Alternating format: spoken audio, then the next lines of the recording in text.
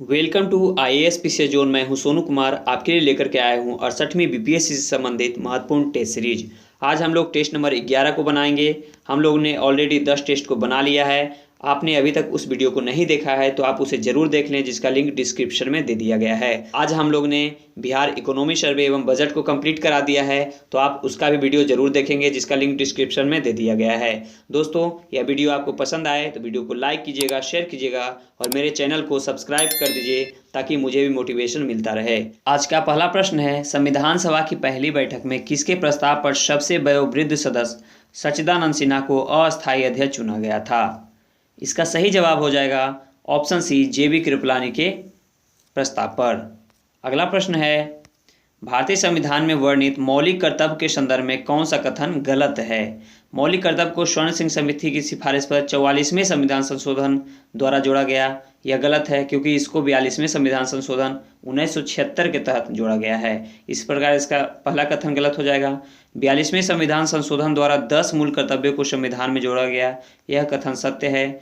वर्ष 2002 में 86वें संविधान संशोधन अधिनियम के माध्यम से 11वां मूल कर्तव्य को जोड़ा गया, यह भी कथन सत्य है। मूल कर्तव्य का उल्लेख संविधान के भाग 4 के क में दिया गया है, यह भी कथन सत्य है। इस प्रकार इसका सही उत्तर हो जाएगा ऑप्शन ए।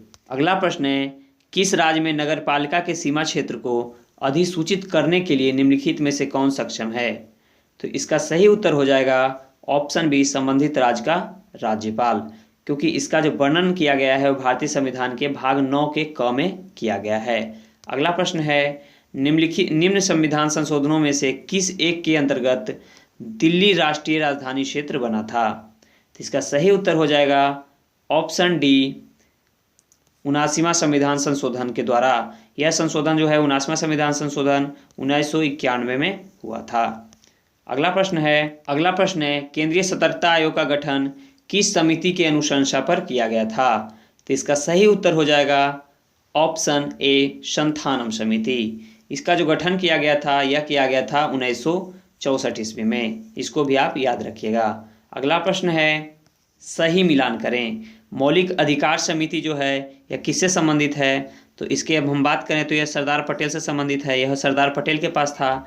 संघ शक्ति समिति जवाहरलाल नेहरू के पास था। भाषाई प्रांत समिति जो था यह एस.के. धर के पास था और कार्य संचालन समिति डॉक्टर के.एम. मुंशी के पास था। तो इस प्रकार इसका सही उत्तर हो जाएगा 2134। इस प्रकार इसका सही उत्तर हो जाएगा ऑप्शन डी। अगला प्रश्न है, भारतीय संविधान में न्यायिक पुनर्विलोकन की अवधारणा निम्न में से किस देश के संविधान से लिया गया है? तो इसका सही उत्तर हो जाएगा ऑप्शन ए, अमेरिका के संविधान से। अगला प्रश्न है, भारतीय संविधान की 6ठी अनुसूची में पूर्वोत्तर भारत के किन राज्यों से संबंधित जनजातीय क्षेत्रों के प्रशासन के बारे में उपबंध किया गया है? तो यह जो है 6ठी अनुसूची में उपबंध किया गया है। तो कौन कौन से राज्य हैं? उसका सही उत्तर हो जाएगा ऑप्शन बी, असम, त्रिपुरा, मिजोरम और मेघालय के बारे में जो है यह 6ठी अनुसूची में वर्णन किया गया है। अगला प्रश्न है, शिक्षा का अधिकार अधिनियम 2009 कब लागू हुआ था? तो इसका सही उत्तर हो जाएगा ऑप्शन बी, 1 अप्रैल 2010 को। यदि हम बात करें कि 86वां संविधान संशोधन का, तो 86वां संविधान संशोधन 2002 में हुआ था, जिसके तहत शिक्षा को जो है मौलिक अधिकार घोषित किया गया था। तो आप इसे भी याद रखिएगा, 86वां संविधान संशोधन के द्वारा जो है शिक्षा को मौलिक अधिकार घोषित किया गया था। अगला प्रश्न है, नियंत्रक एवं महालेखा परीक्षक अपनी रिपोर्ट निम्न में से किसे सौंपता है? तो इसका सही उत्तर हो जाएगा ऑप्शन सी, राष्ट्रपति को। नियंत्रक एवं महालेखा परीक्षक जो हैं वो अपने रिपोर्ट को राष्ट्रपति को सौंपते हैं। अगला प्रश्न है, सरकारिया आयोग ने अपनी रिपोर्ट केंद्र सरकार को सौंपी थी। तो सरकारिया आयोग जो है यह केंद्र राज्य संबंध से है। तो यह जो अपनी रिपोर्ट सौंपी थी वह सौंपी थी 1988 ईस्वी में। अगला प्रश्न है, भारत के संविधान की अनुच्छेद 234 का संबंध किससे है? तो इसका सही उत्तर हो जाएगा अनुच्छेद 224 का संबंध निर्वाचन आयोग से है। अगला प्रश्न है, भारत के संविधान के उद्देश्यों में से एक आर्थिक न्याय का उल्लेख किया गया है, यह कहाँ पे किया गया है? तो इसका सही उत्तर हो जाएगा ऑप्शन बी, प्रस्तावना तथा नीति निर्देशक तत्वों में। यानी जो भारत की प्रस्तावना है और राज्य के नीति निर्देशक तत्व है उसमें आर्थिक न्याय के बारे में उल्लेख किया गया है। अगला प्रश्न है, सूची 1 को सूची 2 के साथ सुमेलित कीजिए और सूचियों के नीचे दिए गए कूट को सही उत्तर का चयन कीजिए। तो यदि हम सही उत्तर की हम बात करें तो देखिए अनुच्छेद 14 जो है समानता की बात करता है। अनुच्छेद 44 जो है यह समान नागरिक संहिता के बारे में बात करता है। अनुच्छेद 75 जो है यह सामूहिक उत्तरदायित्व का बात करता है, जबकि अनुच्छेद 74 जो है यह मंत्री परिषद का बात करता है। इस प्रकार इसका सही उत्तर हो जाएगा 2 3 4 1 2 3 4 1। इसका सही उत्तर हो जाएगा ऑप्शन बी। अगला प्रश्न है, ब्रेट सूचकांक का संबंध किससे है? तो देखिए ब्रेट सूचकांक का जो संबंध है वह हो जाएगा पेट्रोलियम पदार्थों से। ब्रेट सूचकांक का जो संबंध है वो पेट्रोलियम पदार्थों का जो मानसिक मूल्य है उससे निर्धारण किया जाता है ब्रेट सूचकांक से। तो इस प्रकार इसमें इसका सही उत्तर हो जाएगा ऑप्शन ई, क्योंकि पेट्रोलियम के बारे में यहाँ चर्चा ही नहीं किया गया है। अगला प्रश्न है, निम्नलिखित को तरलता के घटते क्रम से सजाइए। तो देखिए इसका यदि हम तरलता की बात करें तो इसका सही उत्तर हो जाएगा, सबसे पहले करेंसी को रखेंगे हम, उसके बाद हम बैंकों के पास मांग जमा को रखेंगे, उसके बाद हम बैंकों के पास बचत जमा को रखेंगे और फिर बैंकों के पास सावधि जमा को रखेंगे। इस प्रकार इसका सही उत्तर हो जाएगा BDAC यानी BDAC ऑप्शन ए इसका सही हो जाएगा। अगला प्रश्न है, केंद्रीय बजट 2022-23 में सर्वाधिक खर्च किस मद में अनुमानित है? तो इसका सही उत्तर हो जाएगा ऑप्शन ए ब्याज भुगतान में। ब्याज भुगतान में जो है 20% का व्यय रखा गया है। और जबकि हम रक्षा की बात करें, क्योंकि अभी यूक्रेन और रसिया युद्ध से लेकर के रक्षा के बारे में भी पूछ सकती है बीपीएससी, तो इसका सही उत्तर हो जाएगा, रक्षा की बात हम करें तो रक्षा में 8% का बजट रखा गया है, इसलिए इसका सही उत्तर हो जाएगा ऑप्शन ए ब्याज भुगतान पे। अगला प्रश्न है, भारत में 20 सूत्रीय कार्यक्रम को किस वर्ष से शुरू किया गया था? तो देखिए यदि हम बात करें 20 सूत्रीय कार्यक्रम की, तो 20 सूत्रीय जो कार्यक्रम था वो गरीबी उन्मूलन से था। तो इसका सही उत्तर हो जाएगा ऑप्शन ए 1975 से। 1975 में जो है 20 सूत्रीय कार्यक्रम को रखा गया था। अगला प्रश्न है, बिहार आर्थिक सर्वेक्षण 2021-22 के अनुसार बिहार में पिछले 5 वर्षों में कृषि एवं सहवर्ती क्षेत्र में वृद्धि दर कितनी है?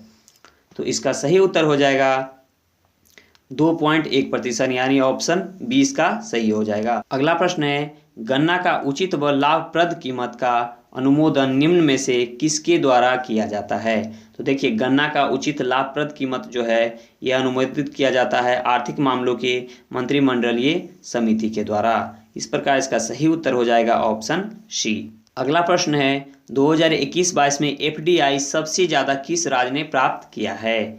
तो यदि एफडीआई प्राप्त करने की बात करें तो सबसे ज़्यादा प्राप्त किया है कर्नाटक, उसके बाद सेकेंड में है महाराष्ट्र और थर्ड में है गुजरात। तो इस प्रकार सबसे ज़्यादा की बात कर रहा है तो वह हो जाएगा कर्नाटक, यानी ऑप्शन माफ़ कीजिएगा ऑप्शन सी। अगला प्रश्न है, भारतीय स्टेट बैंक में इसके 5 सब्सिडरी बैंकों का विलय किस वर्ष हुआ था? तो यदि हम बात करें 5 बैंक जो है भारतीय स्टेट बैंक में कब मर्ज किया था, तो इसका सही उत्तर हो जाएगा ऑप्शन बी 2017 में। तो आपको हम ये भी बता दें कि अब ये जो किया गया था वह 1 अप्रैल 2017 को किया गया था। तो इसको आप याद रख लेंगे। और इसी के साथ यह जो मर्ज किया गया था 5 बैंकों को, तो इसी के साथ ग्राहक के मामले में विश्व का सबसे बड़ा बैंक भारतीय स्टेट बैंक बन गया था। अगला प्रश्न है, निम्नलिखित को मिलाइए। मतलब यहाँ पे जो है वो किसके साथ कौन संबंध है, इसको मिलाना है। यदि हम श्वेत क्रांति की बात करें तो श्वेत क्रांति दूध उत्पादन से संबंधित है, पीली क्रांति तिलहन उत्पादन से संबंधित है, नीली क्रांति समुद्री पतन से संबंधित है, जबकि स्वर्ण क्रांति जूट उत्पादन से संबंधित है। इस प्रकार इसका सही उत्तर हो जाएगा 1 2 3 4 ऑप्शन ए। अगला प्रश्न है, बिहार आर्थिक सर्वे 2021-22 के अनुसार बिहार में प्रति व्यक्ति प्रतिदिन पानी कितना लीटर उपलब्ध है? तो इसका सही उत्तर हो जाएगा 70 लीटर, यानी प्रत्येक दिन जो है प्रत्येक व्यक्ति के लिए 70 लीटर पानी उपलब्ध है। अगला प्रश्न है, निम्नलिखित में से किस संस्थान द्वारा आहार क्रांति मिशन की शुरुआत की गई है? यदि हम आहार क्रांति मिशन की बात करें तो आहार क्रांति मिशन जो है यह विज्ञान भारती एवं globe Indian scientist and technocrats द्वारा जो है शुरू किया गया है। तो इस प्रकार इसका सही उत्तर हो जाएगा ऑप्शन ई। अगला प्रश्न है, वर्ष 2022-23 के केंद्रीय बजट अनुमान के अनुसार प्रभावी राजस्व घाटा यानी जीडीपी का कितना प्रतिशत अनुमानित है?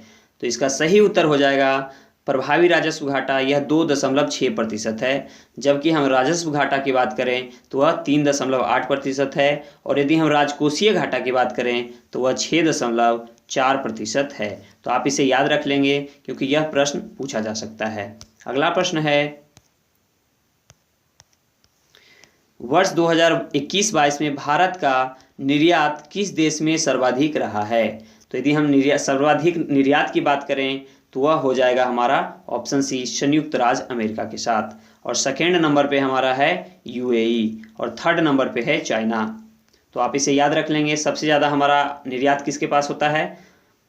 संयुक्त राज्य अमेरिका के पास, और सेकेंड यूएई के पास, और थर्ड में चाइना है। अगला प्रश्न है, बिहार के सकल राज्य घरेलू उत्पाद में प्राथमिक क्षेत्र का योगदान कितना प्रतिशत है? तो यहाँ पे प्राथमिक क्षेत्र का योगदान की बात कर रहा है तो वह हो जाएगा 19.2%। प्राथमिक क्षेत्र का है 19.2%, इसलिए इसका ऑप्शन ई सही होगा। और यदि हम बात कर लें सेकेंड क्षेत्र का यानी द्वितीय क्षेत्र का कितना योगदान है, तो द्वितीय क्षेत्र का है 19.5%, और जबकि हम तृतीय क्षेत्र का बात कर लें तो वह हो जाएगा 61.2%। तो याद रख लीजिएगा, सर्वाधिक है हमारा 61.2% जो कि तृतीय क्षेत्र से है, और सबसे कम है प्रथम क्षेत्र से जो कि 19.2% है। तो आप इसे याद रखेंगे। अगला प्रश्न है, छठी पंचवर्षीय योजना के दौरान निम्नलिखित में से कौन सा कार्यक्रम शुरू किया गया था? तो छठी पंचवर्षीय योजना के दौरान जो कार्यक्रम शुरू किया गया था वह किया गया था एकीकृत ग्रामीण विकास के बारे में। अगला प्रश्न है, महात्मा बुद्ध के महापरिनिर्वाण के बाद उनके अवशेषों पर राजगृह में स्तूप का निर्माण किस शासक ने करवाया था? तो इसका सही उत्तर हो जाएगा ऑप्शन सी अजातशत्रु ने। अजातशत्रु ने इस स्तूप का निर्माण करवाया था। अगला प्रश्न है, पटना में 1857 के विद्रोह को निम्नलिखित में से किस अंग्रेज अधिकारी ने दबाया था? तो इसका सही उत्तर हो जाएगा ऑप्शन डी विलियम टेलर ने। यदि हम बात करें 1857 के क्रांति के पटना में जो है शंखनाद कौन किया था, तो वह पीर अली जो थे वो किए थे, जो कि एक पुस्तक विक्रेता थे। अगला प्रश्न है, निम्नलिखित रचनाओं और उसके लेखक के जोड़ों में से कौन सुमेलित नहीं है? तो हम बात करें विक्रमांक देवचरित जो है यह बिल्हन का है, यह सत्य है। मूषिक वंश जो है अतुल का है, यह भी सत्य है। राज तरंगिणी कल्हन का है, यह भी सत्य है। रामचरित संध्याकर नंदी का है, यह भी कथन सत्य है। इस प्रकार इसका सही उत्तर हो जाएगा उपर्युक्त में से कोई नहीं। अगला प्रश्न है, बलबन ने रक्त और लौह की नीति किसके खिलाफ अपनाई थी? तो इसका सही उत्तर हो जाएगा दिल्ली की सीमा तक लूटपाट करने वालों के खिलाफ उन्होंने रक्त एवं लौह की नीति जो है अपनाई थी। अगला प्रश्न है, किस आंग्ल मैसूर युद्ध में मराठों और निजाम ने मैसूर का साथ दिया था? तो इसका सही उत्तर हो जाएगा ऑप्शन बी द्वितीय आंग्ल मैसूर युद्ध के समय। अगला प्रश्न है, प्रांतों की कांग्रेस मंत्रिमंडलों ने किस कारण से 1939 में सामूहिक रूप से इस्तीफा दे दिया था? तो इसका सही उत्तर हो जाएगा विश्व युद्ध में बिना सलाह भारत को शामिल करने के कारण। अगला प्रश्न है, महात्मा गांधी और लॉर्ड इरविन के मध्य समझौता कब संपन्न हुआ था? तो इसका सही उत्तर हो जाएगा ऑप्शन बी 5 मार्च 1931 ईस्वी को। अगला प्रश्न है, सर्वप्रथम द्विराष्ट्र सिद्धांत की बात निम्न में से किसने की थी? तो इसका सही उत्तर हो जाएगा option A sir Syed Ahmed Khan ने। अगला प्रश्न है, निम्नलिखित में से किस वंश के शासक ने अवंती महाजनपद को मगध साम्राज्य का हिस्सा बना लिया था? तो यह कौन बनाया था? इसका सही उत्तर हो जाएगा ऑप्शन डी शिशुनाग ने। अगला प्रश्न है, बौद्ध संघ में प्रवेश करने वाली प्रथम महिला कौन थी? तो इसका सही उत्तर क्या होगा? Option B Prajapati Gautami. अगला प्रश्न है, अली गौहर ने 1760 ईस्वी में बिहार के किस नगर पर घेरा डाला था? इसका सही उत्तर हो जाएगा ऑप्शन बी पटना पर। अगला प्रश्न है, औपनिवेशिक शासनकाल में भारतीय महिलाओं की दयनीय स्थिति पर पंडिता रमाबाई ने निम्नलिखित में से किस पुस्तक की रचना की थी? तो इसका सही उत्तर हो जाएगा option A the high caste Hindu women का। The high caste Hindu women की रचना कौन किया था? तो याद रखिएगा पंडिता रमाबाई ने। अगला प्रश्न है, कौन सा युग सही सुमेलित है? तो सही सुमेलित की यदि हम बात करें तो दिल्ली दरबार का आयोजन लॉर्ड लिटन के समय हुआ था। यह कथन बिल्कुल सत्य है। इसका जो आयोजन हुआ था वह 1877 ईस्वी में हुआ था। अगला प्रश्न है, इंडियन रेलवे की शुरुआत लॉर्ड चेम्सफोर्ड ने किया था। यह कथन गलत है। सती प्रथा का उन्मूलन लॉर्ड नॉर्थब्रुक ने किया था। यह भी कथन गलत है। भारत की द्वितीय जनगणना लॉर्ड रिपन के समय हुई थी। यह भी कथन गलत है। इस प्रकार इसका सही उत्तर हो जाएगा ऑप्शन ए। अगला प्रश्न है, साम्राज्यवाद एवं सैन्यवाद पूंजीवाद की जुड़वा संतानें हैं। यह कथन निम्न में से किस नेता का है? तो इसका सही उत्तर हो जाएगा लाला लाजपत राय का। अगला प्रश्न है, हाल ही में लॉन्च की गई जलदूत ऐप का उद्देश्य क्या है? जलदूत ऐप का उद्देश्य क्या है? तो इसका सही उत्तर हो जाएगा ऑप्शन डी गांव के कुओं के जल स्तर को मापना। अगला प्रश्न है, दिल्ली सल्तनत के अधीन इक्ता प्रणाली के संबंध में असत्य कथन का चयन कीजिए। यानी इक्ता प्रणाली के संबंध में असत्य कथन को यहाँ पे चयन करना है।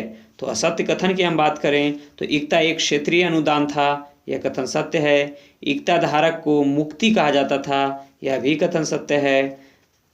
राज्य की सेवा के बदले अधिकारियों को इक्ता भूमि दी जाती थी। यह भी कथन सत्य है। मुक्ति इक्ता की आय का स्वामी होता था। यह कथन गलत है। अगला प्रश्न है, कांग्रेस सोशलिस्ट पार्टी की स्थापना कहाँ हुई थी? कांग्रेस सोशलिस्ट पार्टी की जो है स्थापना कहाँ हुई थी? तो इसका सही उत्तर हो जाएगा ऑप्शन बी पटना में। अगला प्रश्न है, पूना समझौता पर इन दो नेताओं ने हस्ताक्षर किए थे। तो पूना समझौता पर कौन नेताओं के हस्ताक्षर है? तो इसका सही उत्तर हो जाएगा ऑप्शन सी BR अम्बेडकर और राजेंद्र प्रसाद का। अगला प्रश्न है, मौर्य काल में प्राच्य या पूर्वी प्रदेश की राजधानी निम्न में से कहाँ थी? तो इसका सही उत्तर हो जाएगा ऑप्शन बी पाटलिपुत्र में। अगला प्रश्न है, प्रथम बौद्ध संगीति यानी सभा की अध्यक्षता किसने की थी? प्रथम बौद्ध संगीति की अध्यक्षता कौन किया था? इसका सही उत्तर हो जाएगा ऑप्शन ए स्थूलभद्र ने। अगला प्रश्न है, बाजार नियंत्रण की नीति के लिए प्रसिद्ध दिल्ली सल्तनत का सुल्तान कौन था? तो इसका सही उत्तर हो जाएगा ऑप्शन सी अलाउद्दीन खिलजी। अगला प्रश्न है, दक्कन के वायसराय का खिताब प्राप्त हुआ था। तो दक्कन के वायसराय का खिताब किसे प्राप्त हुआ था? इसका सही उत्तर हो जाएगा ऑप्शन डी निजाम उल मुल्क आसफ जाह को। अगला प्रश्न है, लॉर्ड वेलेस्ली की सहायक संधि के तहत हस्ताक्षर करने वाले राज्यों की सेना की स्थिति क्या होती थी? तो याद कीजिए, जब वेलेस्ली की सहायक संधि होता था तो उसके तहत सबसे पहला जो मुख्य जो उसका डिमांड होता था वेलेस्ली का, तो ये होता था कि आपके पास कोई भी आपका सेना नहीं होगा। इसलिए इसका सही उत्तर क्या होगा? भंग कर दी जाती थी। सेना को क्या किया जाता था? भंग कर दिया जाता था। अगला प्रश्न है,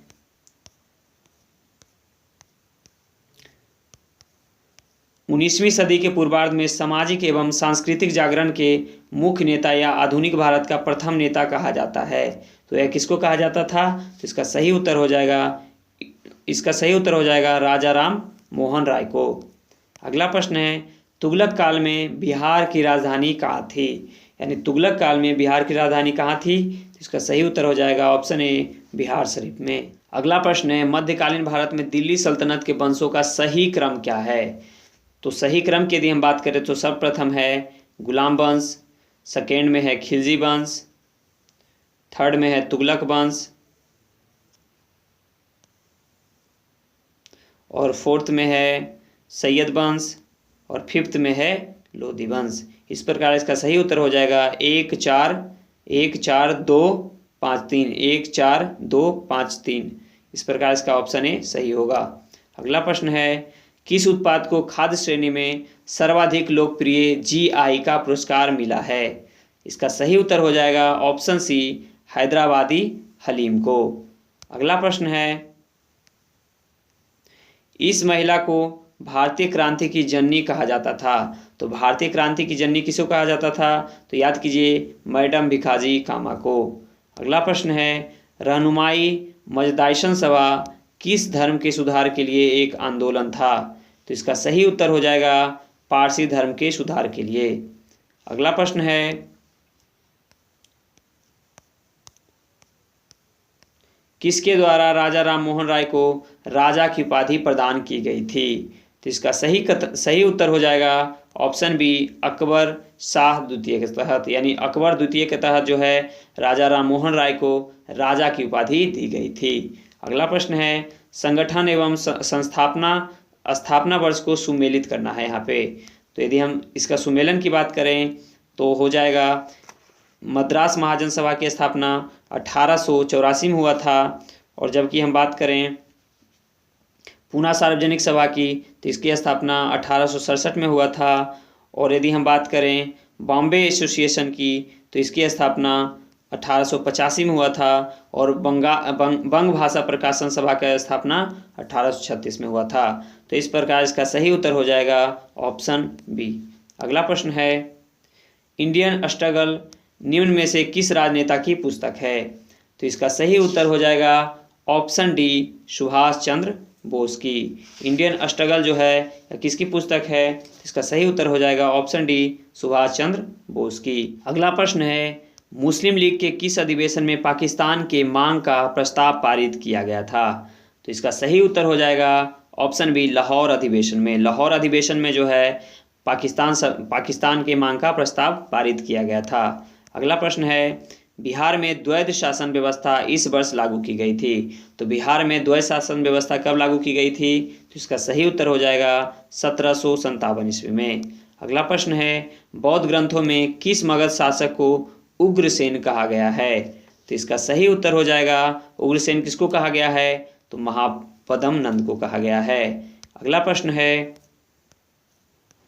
पटना में 1857 के विद्रोह की शुरुआत किसके नेतृत्व में हुई थी? तो इसका सही उत्तर हो जाएगा ऑप्शन सी, पीर अली के नेतृत्व में। अगला प्रश्न है, 122 डिग्री फ़ारेनहाइट का मान सेल्सियस स्केल में क्या होगा? तो जब हम इसके मान को निकालेंगे तो इसका सूत्र होता है F-32 इंटू 5/9।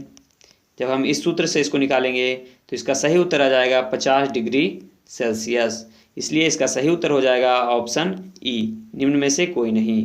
मानव तंत्र में इंसुलिन किसका उपापचय यानी मेटाबॉलिज्म नियंत्रित करता है?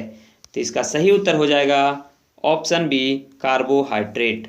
अगला प्रश्न है, निम्नलिखित में से किस या किन जीव समूह में 4 हृदय चेंबर पाया जाता है? तो 4 हृदय चेंबर की यदि हम बात करें तो वह पाया जाता है स्तनधारी में भी पाया जाता है, पक्षी में भी पाया जाता है, और क्रोकोडाइल यानी घड़ियाल में भी जो है 4 हृदय चेंबर पाए जाते हैं। और जबकि हम सरीसृप की बात करें तो इसमें 3 हृदय चेंबर पाए जाते हैं। इसलिए इसका सही उत्तर हो जाएगा ऑप्शन ई। अगला प्रश्न है, पौधे में जल की ऊपर की ओर गति कहलाती है। पौधों में जल की ऊपर की ओर गति क्या कहलाती है? तो इसका सही उत्तर हो जाएगा ऑप्शन डी, रसारोहण। अगला प्रश्न है, दोपहर के समय इंद्रधनुष किस दिशा में दिखाई देगा? दोपहर के समय जो है इंद्रधनुष किस दिशा में दिखाई देगा? तो इसका सही उत्तर हो जाएगा ऑप्शन डी, दिखाई ही नहीं देता, क्योंकि दोपहर के समय जो है इंद्रधनुष दिखाई नहीं देगा। अगला प्रश्न है, यंत्र जो विद्युत ऊर्जा को यांत्रिक ऊर्जा में बदल देता है उसको हम क्या कहते हैं? तो इसका सही उत्तर हो जाएगा ऑप्शन सी, विद्युत मोटर। विद्युत मोटर जो है विद्युत ऊर्जा को यांत्रिक ऊर्जा में बदल देता है। अगला प्रश्न है, हाइड्रोजन बम का आविष्कार किसने किया था? हाइड्रोजन बम का आविष्कार किया था एडवर्ड टेलर ने। अगला प्रश्न है, आयरन का अयस्क है, आयरन का अयस्क क्या हो जाएगा? इसका सही उत्तर हो जाएगा हेमाटाइट। अगला प्रश्न है, निम्नलिखित में से किस बहुलक का प्रयोग नॉन स्टिक पैन के उत्पादन या निर्माण में किया जाता है? तो इसका सही उत्तर हो जाएगा ऑप्शन ए, टेफ्लॉन का। अगला प्रश्न है, आलू के कौन सा भाग जो है खाया जाता है? तो आलू का कौन सा भाग खाया जाता है? इसका सही उत्तर हो जाएगा तना। अगला प्रश्न है एजोला एक प्रकार का क्या है? एजोला जो है एक प्रकार का क्या है? तो इसका सही उत्तर होगा जलीय फर्न है। अगला प्रश्न है निम्नलिखित में से रक्त का कौन सा भाग संक्रमण से रक्षा करता है? तो इसका सही उत्तर हो जाएगा ऑप्शन बी WBC। अगला प्रश्न है निम्नलिखित रोगों को उसके उपयुक्त कारकों से मिलान कीजिए। तो यदि हम मिलान करें इसका तो खैरा के यदि हम मिलान करें तो खैरा जिंक के साथ हो जाएगा। खैरा रोग है जो जिंक की कमी से होता है। और यदि हम बात करें एनीमिया का तो एनीमिया जो है आयरन की कमी से हो जाएगा। और यदि हम बात करें स्कर्वी का तो स्कर्वी हो जाएगा विटामिन सी के कमी से। और ग्लाइड यानी घेघा जो होता है वह आयोडीन के कमी से। इस प्रकार इसका सही उत्तर हो जाएगा ऑप्शन डी। अगला प्रश्न है किस यंत्र के द्वारा ध्वनि की तीव्रता मापा जाता है? तो ध्वनि की तीव्रता किस चीज़ से मापा जाता है? तो ऑडियो मीटर से। अगला प्रश्न है निम्नलिखित में से किस में प्रकाश का वेग न्यूनतम होता है? प्रकाश का वेग न्यूनतम किस में होगा? तो इसका सही उत्तर हो जाएगा कांच में। कांच में जो है प्रकाश का वेग न्यूनतम होता है। अगला प्रश्न है मोनाजाइट रेत नामक खनिज में निहित रेडियोधर्मी पदार्थ क्या है? तो इसका सही उत्तर हो जाएगा थोरियम। अगला प्रश्न है CNG यानी संपीड़ित प्राकृतिक गैस मुख्य रूप से किस से युक्त हाइड्रोकार्बन का मिश्रण होता है? तो इसका सही उत्तर हो जाएगा मीथेन से युक्त। अगला प्रश्न है प्रकाश संश्लेषण को प्रभावित करने वाले बाह्य कारकों में निम्नलिखित में से कौन एक शामिल नहीं है? तो इसका सही उत्तर हो जाएगा ऑप्शन बी क्लोरोप्लास्ट। अगला प्रश्न है वैसे पौधे जो शुष्क जलवायु में विशेषतः होते हैं क्या कहलाते हैं? तो इसका सही उत्तर हो जाएगा ऑप्शन बी जेरोफाइट। अगला प्रश्न है मानव शरीर में विटामिन ए कहाँ संचित होता है? तो मानव शरीर में विटामिन कहाँ संचित होगा? तो इसका सही उत्तर हो जाएगा यकृत में। अगला प्रश्न है एस्ट्रोजेन हार्मोन क्या है? एस्ट्रोजेन जो हार्मोन है वह क्या है? तो इसका सही उत्तर हो जाएगा स्टेरॉयड हैं। अगला प्रश्न है किसी चालक की वैद्युत प्रतिरोधकता की इकाई क्या है? तो इसका सही उत्तर हो जाएगा ऑप्शन बी वोल्ट। अगला प्रश्न है कृत्रिम उपग्रह पृथ्वी से सुस्पष्टता से ट्रैक किया जा सकता है? या किसके द्वारा जो है ट्रैक किया जा सकता है? तो इसका सही उत्तर हो जाएगा डॉपलर प्रभाव के द्वारा। अगला प्रश्न है निम्नलिखित में से किसका ऊष्मीय मान अधिक है? तो यदि हम अधिक ऊष्मीय मान की बात करें तो यह हो जाएगा LPG का। अगला प्रश्न है शुष्क सेल में निम्न में से किसका विद्युत अपघटकों के रूप में प्रयोग होता है? तो किसका प्रयोग होगा? इसका सही उत्तर हो जाएगा ammonium chloride and zinc chloride का। अगला प्रश्न है कार्पोरा क्वाड्रिजेमिना का संबंध मस्तिष्क के किस भाग से संबंधित है? तो इसका सही उत्तर हो जाएगा मध्य मस्तिष्क से। अगला प्रश्न है निम्नलिखित कथनों पर विचार करें एवं असत्य कथन की पहचान करें। तो यदि हम असत्य कथन की बात करें इसमें तो रक्त से उपस्थित प्लेटलेट्स थ्रोम्बोप्लास्टिन नामक पदार्थ स्रावित करता है, यह कथन सत्य है। फाइब्रिनोजेन प्लाज्मा में उपस्थित होता है, यह भी सत्य है। फाइब्रिनोजेन रक्त का थक्का बनाने में सहायता करता है, यह भी सत्य है। फाइब्रिनोजेन जो है रहित प्लाज्मा को थ्रोम्बिन कहा जाता है, यह कथन गलत है। इस प्रकार इसका सही उत्तर हो जाएगा ऑप्शन डी। अगला प्रश्न है सूची 1 को सूची 2 के साथ सुमेलित करना है। तो सूची 1 को यदि हम सुमेलन करें तो जो क्षय रोग है यह बैक्टीरिया से होता है। और जबकि हम बात करें चेचक की तो यह वायरस से होता है। और दाद की बात करें तो दाद जो है फंगस से होता है। और पेचिश जो है यह प्रोटोजोआ से है। इस प्रकार इसका सही उत्तर हो जाएगा 1 3 2 4 1 3 2 4 ऑप्शन डी। अगला प्रश्न है डबल रोटी एवं बियर बनाने में निम्नलिखित में से किसका प्रयोग किया जाता है? तो इसका सही उत्तर हो जाएगा ऑप्शन ए ईस्ट का। अगला प्रश्न है दर्पणों के पीछे चांदी की कलाई में व्यावसायिक रूप से किस कार्बोहाइड्रेट का उपयोग किया जाता है? इसका सही उत्तर हो जाएगा ऑप्शन सी ग्लूकोज का। अगला प्रश्न है हेवी वाटर जिसको भारी जल भी बोलते हैं भारत में कहाँ उत्पादित किया जाता है? तो इसका सही उत्तर हो जाएगा ऑप्शन ए ट्राम्बे में। अगला प्रश्न है, निम्नलिखित में कौन देश लाल सागर से स्पर्श करता है? तो इसका सही उत्तर हो जाएगा ऑप्शन बी यमन, मिस्र एवं सूडान। अगला प्रश्न है, ग्रेट लेक्स में निम्नलिखित में से कौन सा झील शामिल नहीं है? तो इसका सही उत्तर हो जाएगा सुपीरियर झील, ह्यूरॉन झील, मिशिगन झील, और जबकि विनिपेग झील जो है यह शामिल नहीं है। इस प्रकार इसका सही उत्तर हो जाएगा ऑप्शन डी। अगला प्रश्न है, जूट उत्पादन में राज्यों का सही क्रम क्या है? जूट उत्पादन में राज्यों का सही क्रम की बात करें तो वह सर्वप्रथम बंगाल है, सेकेंड में बिहार है और थर्ड में असम है। इस प्रकार इसका सही उत्तर हो जाएगा ऑप्शन सी। अगला प्रश्न है, मोरिया जनजाति का प्रमुख निवास स्थल नहीं है। मोरिया जनजाति का प्रमुख निवास स्थल नहीं है तो वह कहाँ नहीं है? तो इसका सही उत्तर हो जाएगा हिमाचल प्रदेश में है, उत्तराखंड में भी है, सिक्किम में भी है और राजस्थान में नहीं है। अगला प्रश्न है, निम्नलिखित में कहाँ लिंगानुपात सबसे कम है? तो बिहार में सबसे कम लिंगानुपात है मुंगेर का। अगला प्रश्न है, बिहार में प्लास्टिक कारखाना यानी उद्योग निम्नलिखित में से कहाँ स्थित है? तो बिहार में प्लास्टिक कारखाना उद्योग जो है वह हाजीपुर में है। अगला प्रश्न है, निम्नलिखित में से कौन सी नदी सर्वाधिक देशों से होकर गुजरती है? तो सर्वाधिक देशों से होकर गुजरने वाली कौन सी नदी है? तो वह है डेन्यूब नदी। अगला प्रश्न है, नीचे दिए गए पतन यानी पोर्ट एवं संबंधित देशों का मिलान करें। तो यदि हम यहाँ पे मिलान करेंगे तो लिस्बन जो है यह पुर्तगाल में है, और कोलंबो जो है कोलंबो श्रीलंका में है, और काहिरा पोर्ट की बात कर रहा है तो काहिरा पोर्ट जो है यह मिस्र में है, और कोपेनहेगन पोर्ट जो है यह डेनमार्क में है। इस प्रकार इसका सही उत्तर हो जाएगा इसका सही उत्तर हो जाएगा 3, 1, 4, 2 ऑप्शन ए। अगला प्रश्न है, बिहार का द्वितीय सर्वाधिक वन क्षेत्र वाला जिला कौन सा है? तो इसका सही उत्तर हो जाएगा ऑप्शन सी पश्चिमी चंपारण। सर्वाधिक यदि वन क्षेत्र वाला जिला पूछे तो वह कैमूर है और द्वितीय पश्चिमी चंपारण है। अगला प्रश्न है,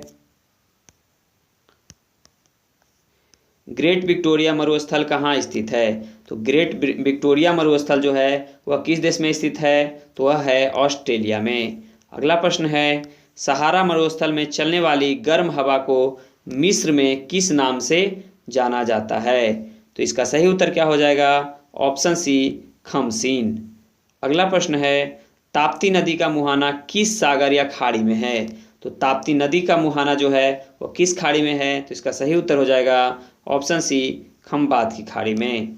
अगला प्रश्न है, निम्नलिखित में से कौन सा राष्ट्रीय उद्यान या वन्यजीव अभ्यारण्य पश्चिम चंपारण में अवस्थित है? तो पश्चिम चंपारण की यदि हम बात करें तो यह उदयपुर अभ्यारण्य और वाल्मीकि राष्ट्रीय उद्यान जो है यह कहाँ है? चंपारण में है, पश्चिमी चंपारण में है। जबकि गोगाबिल पक्षी अभ्यारण्य जो है यह कटिहार में है और कांवड़ झील जो है यह बेगूसराय में है।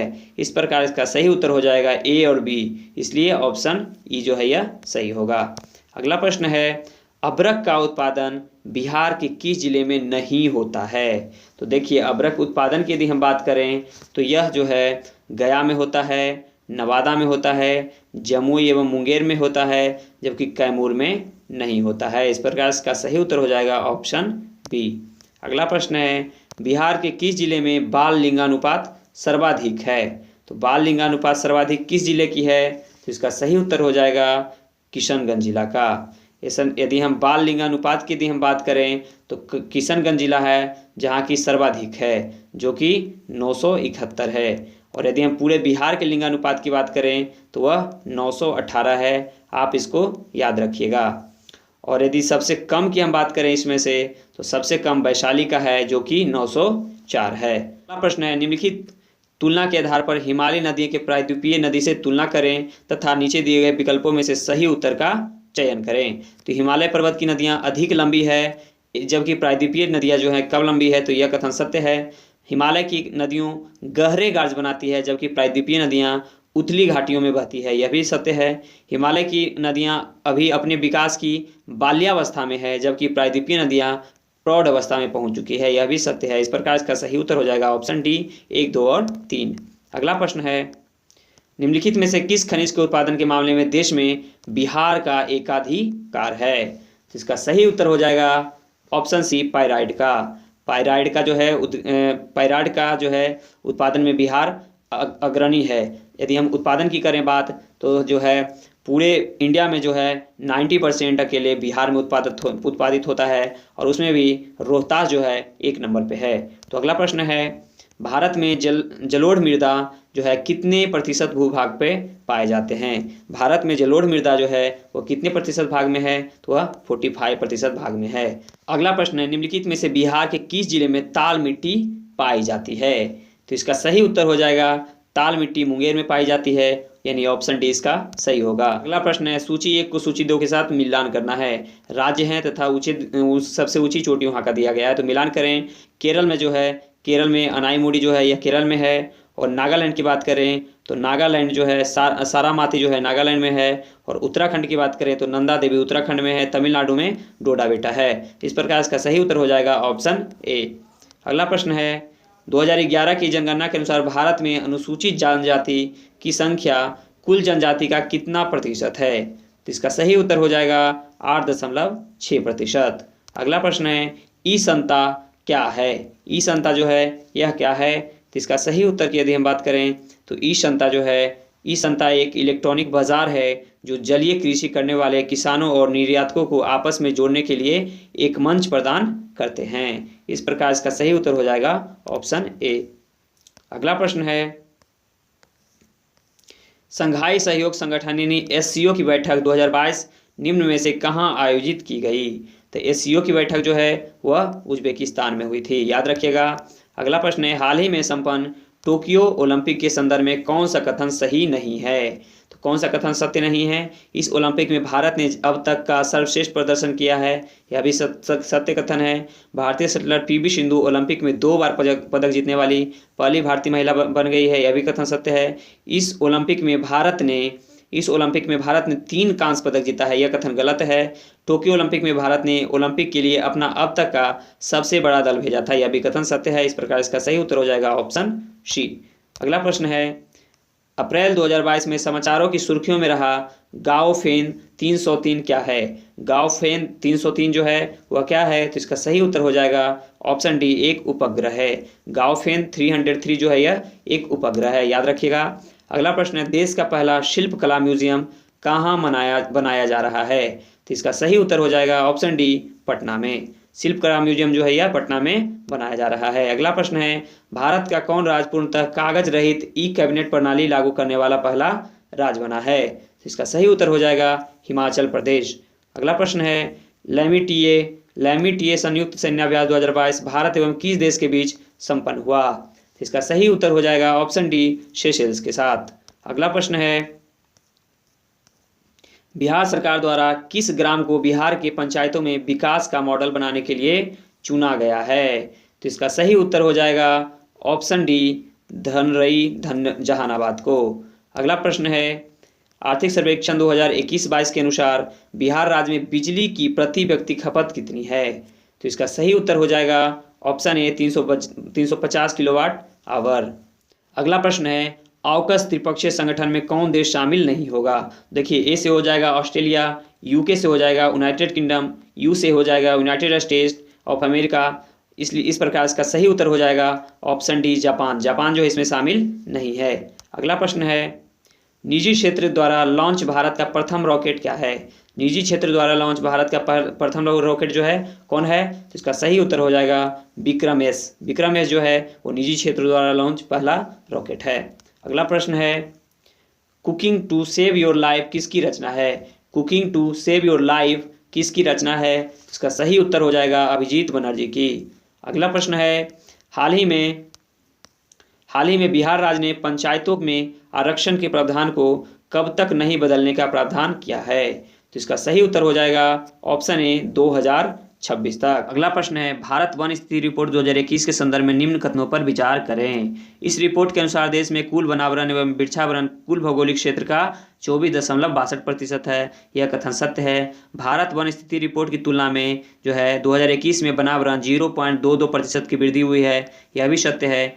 2021 में 2019 के तुलना में वनावरण में सर्वाधिक कमी नागालैंड में हुई है, यह कथन गलत है। इस रिपोर्ट के अनुसार सर्वाधिक वृक्षावरण क्षेत्रफल महाराष्ट्र में है। यह भी कथन सत्य है। इस प्रकार इसका सही उत्तर हो जाएगा 1, 2 और 4 ऑप्शन डी। अगला प्रश्न है फीफा अंडर-17 महिला विश्व कप 2022 किस देश ने जीता है? तो इसका सही उत्तर हो जाएगा ऑप्शन ए स्पेन ने। अगला प्रश्न है किन दो देशों के बीच संयुक्त त्रिसेना मानवीय सहायता एवं आपदा राहत टाइगर ट्रायम्फ 2022 अभ्यास का आयोजन किया गया है? तो वह कौन कौन से देश के बीच में हुआ है? तो वह हुआ है भारत एवं अमेरिका के बीच में। अगला प्रश्न है किस राज्य केंद्र शासित प्रदेश के कदमत समुद्र तट को इको लेबल यानी ब्लू फ्लैग प्रदान किया गया है? इसका सही उत्तर हो जाएगा ऑप्शन डी लक्षद्वीप को। अगला प्रश्न है भारत के नए चीफ ऑफ डिफेंस स्टाफ यानी सीडीएस के रूप में किसे नियुक्त किया गया है? तो इसका सही उत्तर हो जाएगा अनिल चौहान को। अगला प्रश्न है किस देश ने आनुवांशिक रूप से संशोधित भारतीय सरसों की प्रजाति ब्रासिका जनसिका की व्यावसायिक खेती को मंजूरी दी है? तो इसका सही उत्तर हो जाएगा ऑप्शन सी ऑस्ट्रेलिया ने। अगला प्रश्न है भारत का पहला स्वदेशी ओवरहाउजर मैग्नेटोमीटर कहाँ स्थापित किया गया है? तो इसका सही उत्तर हो जाएगा ऑप्शन बी अलीबाग में। अगला प्रश्न है किस राज्य ने भारत की पहली प्रवासन निगरानी प्रणाली शुरू की है? तो इसका सही उत्तर हो जाएगा महाराष्ट्र ने। महाराष्ट्र ने जो है प्रवासन निगरानी प्रणाली शुरू किया है। तो इस प्रकार इसका सही उत्तर हो जाएगा ऑप्शन ई। अगला प्रश्न है अनवर इब्राहिम किस देश के प्रधानमंत्री नियुक्त हुए हैं?